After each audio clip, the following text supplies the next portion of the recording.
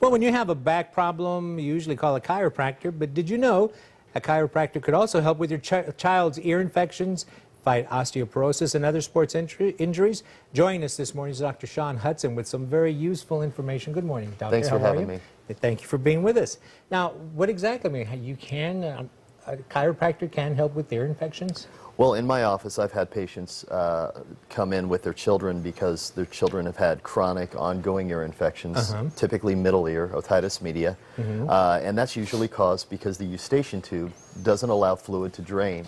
And although antibiotics work very well to help eliminate the bacteria, the fluid still doesn't drain, which harbors more infection down the road. So what we can do in our office is work towards opening the eustachian tube via soft tissue and work and chiropractic. This is not really alternative medicine, but it sounds like it's a different way of looking at old problems. It's a more mechanical way of looking at it rather than the standard allopathic way of well, let's kill the bacteria. The problem in this scenario is it's the mechanism that won't drain. If you can get it to drain, you no longer harbor the bacteria. Okay, very good. Now, how do you go about making sure that you have the right chiropractor? As with any physician, one thing you can do is always check the state board and make sure they're in good standing. Yeah, that's number one. Number two, I think it's a comfort level.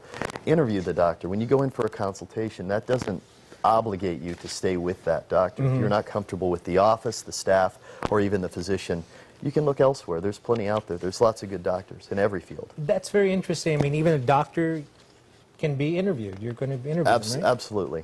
Because a lot of us, I think, have this idea that, well, he's a physician, he's a doctor. We can't be asking him questions. They're still human. Now, there is a specific test, the comprehensive 5,000 blood test. What exactly is that? That's a blood test, actually, that we've just started utilizing in our office, where we can test for vitamin deficiency and also mineral deficiency. For instance, we're focusing on osteoporosis in our office right now, and the standard test is a bone density test. Most people are familiar with that.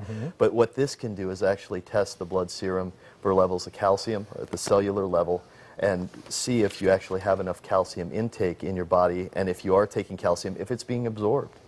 Again, is this one of these mechanical problems or really a medical problem? This is more biochemical, but you can also apply mechanical actions. Once you eliminate the question as to whether you have enough calcium in the body, okay, then what else do you need to do? I see. Very good.